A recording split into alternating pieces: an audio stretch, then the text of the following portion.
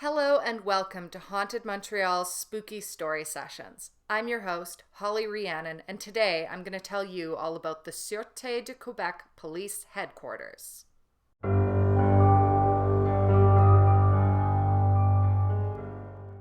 The massive Sûreté du Québec headquarters on Parthenais Street is home to thousands of police officers operating around the clock. It even houses the coroner's office and forensic labs, where cadavers and criminal cases are a part of daily life. But for all its grim realities, what interests us most is its reputation for being haunted.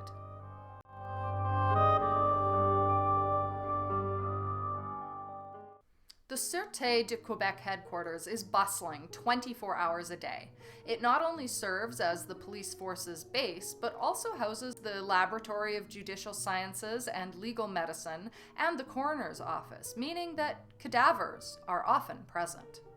The coroner, responsible for investigating violent or mysterious deaths, frequently holds onto bodies until they can be identified or autopsies, adding a grim atmosphere to the place. Amidst all this activity, strange occurrences have left staff feeling uneasy. One common experience is hearing disembodied screams echoing through the building. Officers rush to investigate, thinking someone might be injured or in some sort of crisis, but each time, a source can't be found. And so, some believe that these cries are the result of paranormal forces. There have also been reports of a female ghost seen wandering near the holding cells or sitting on a bed in an empty room wearing an old-fashioned straitjacket, a haunting reminder of the prison that once stood there. And then there are the more mundane yet still disturbing phenomena. The smell of burnt food wafts through the air, disturbing staff members as they try to go about their work. Coupled with the occasional infestation of cockroaches, it's no wonder that many believe the building has a presence that just refuses to leave. The history of the site dates back to a scathing 1852 report by Dr. Wilfred Nelson, who was the inspector of prisons at the time. Dr. Nelson, having been imprisoned himself for his involvement in the Patriot Rebellion of 1837, was uniquely positioned to offer recommendations for improving conditions in Montreal's jails. After the rebellion was brutally suppressed by British forces, Dr. Nelson and other rebels were arrested. When the new prison at Au Pied du Courant reached capacity, authorities realized they needed more space. As a result, the old, crumbling Montreal jail on Notre Dame Street was reopened, and it was here that Dr. Nelson spent his 7 long months. In 1838, Dr. Nelson was exiled to Bermuda for his role in the rebellion. He returned to Canada in 1843 after an amnesty was granted, resuming his medical practice in Montreal. Over time, he entered politics, eventually serving as a member of Parliament for Richelieu. Later, he became the prison inspector and even served as the mayor of Montreal. The guy had quite the life. But back to his 1852 report. Dr. Nelson described the abysmal conditions he witnessed in Montreal's jails. He wrote, "My sojourn for 7 months in the Montreal jail gave me such a practical knowledge of prison affairs, the accursed abuses that prevailed there, and the uncalled-for miseries inflicted on the prisoners." He pointed out the poor treatment of vulnerable prisoners, citing Montreal Sheriff John Boston. "It is very common to see incarcerated people who are simply without shelter or means. People advanced in age, the ill, the disabled, and the mad are often sent to the jail under a very indefinite charge as being dissolute, shiftless, or disturbers of the peace." Shocking statistics from the time reveal just how dire the situation was. Approximately 20% of the 200 prisoners in the Montreal jail were children, most of whom had not been convicted of any crime. Instead, they had simply followed their incarcerated parents because they had nowhere else to go. These children were put to work unraveling old tarry rope to be reused as caulking, a grim task known as picking oakum. Pierre Beaubien, the jail's medical supervisor, famously declared that the Montreal jail was most improperly called a jail. It should be designated by all the different names of different asylums for human infirmities. It might even be called a lying-in hospital, given the number of pregnant women admitted. The jail is no less entitled to the designation of a lunatic asylum, judging by the number of lunatics sent there. Many unfortunate persons being homeless are hurried at once to the jail in order to clear the streets of them. Dr. Nelson's damning report eventually led to the construction of Montreal's first prison for women on Fulham Street. Opening in 1876, the prison was run by the Sieur de Bon Pasteur and became known as the Asile Saint-Darry. Unfortunately, despite the separation of men and women, conditions did not improve.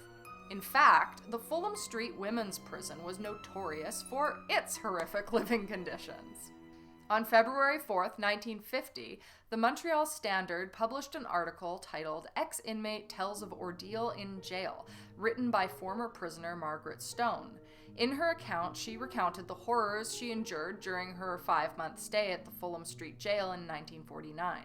She recalled being placed in the Protestant section of the jail, wearing a blue cotton dress and thrown into a cell. They gave me one phenobarbital pill. They gave me a dirty old slop pail that smelled.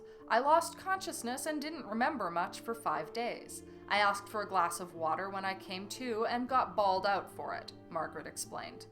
The food was equally appalling.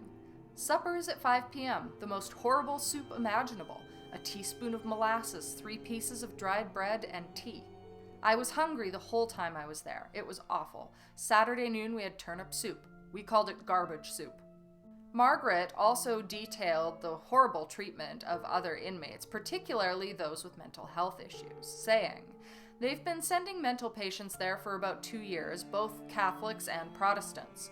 They all go there until they are committed and passed by the doctor. Some are there for as long as 2 months. They live on rotten jail food and don't get any milk. There are no trained people to look after them. The fresh ones are kept in straitjackets, and there's no treatment of any kind." One particularly haunting memory Margaret shared was of a young woman who died in the jail after only 5 days. She was about 30. Her brother brought her. He said later he never would have done it if he had known about the conditions there. They put her in a straitjacket. Her stomach was flat and her ribs stuck out. She hadn't been eating and she just lay in her cell.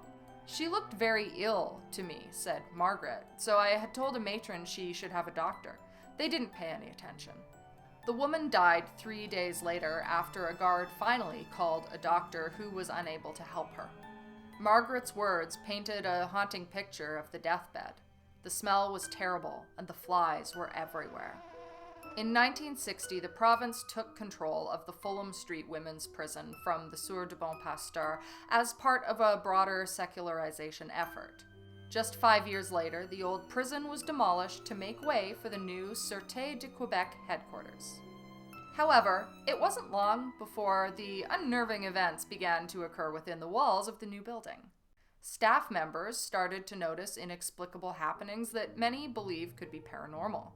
The most frequent and disturbing phenomenon was the disembodied screams that we mentioned before, echoing through the halls, sending chills down the spines of officers on duty. One officer described the experience, saying, "The screaming happens every few months. It always starts with a faint wailing or crying, and then it grows louder and louder, turning into full-blown screaming. It usually lasts anywhere from 1 to 5 minutes before stopping abruptly.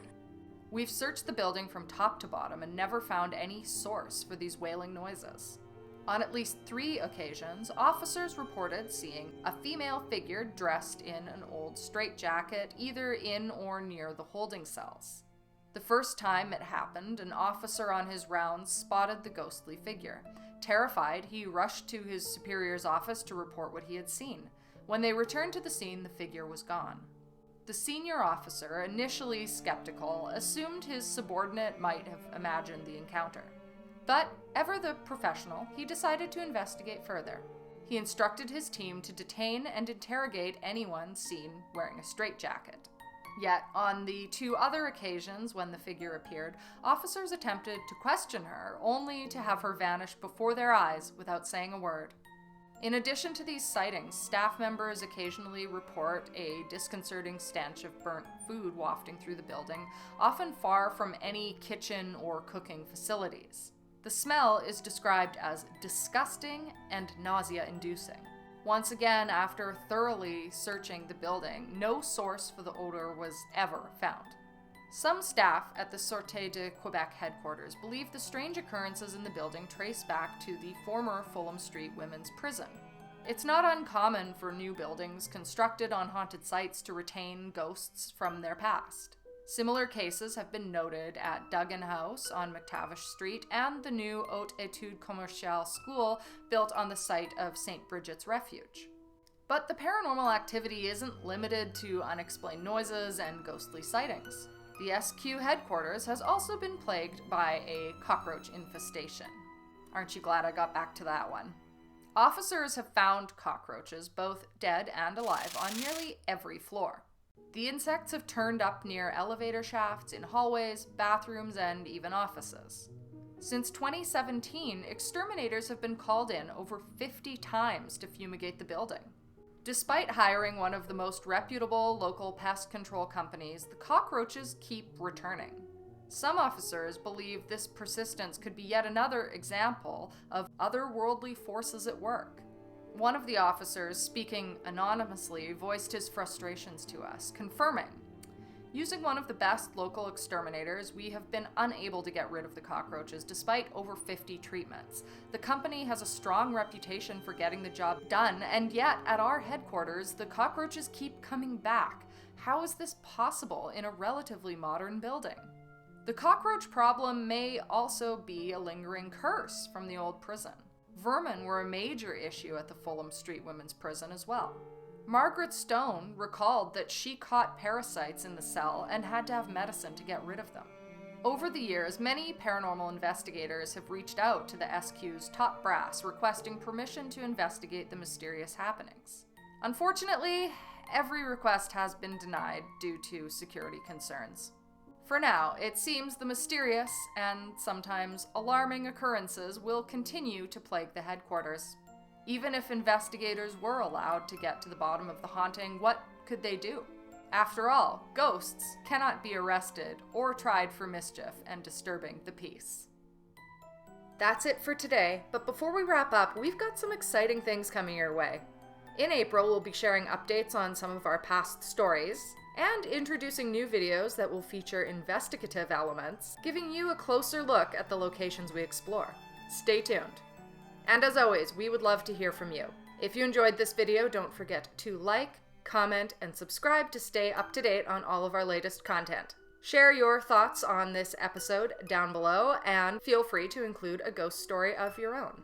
While you wait for our return, be sure to check out the original blogs written by Donovan King over at hauntedmontreal.yt, where you can also get tickets for in-person haunted storytelling experiences. And don't forget, we'll be back with a new episode in 2 weeks. But until then, stay spooky.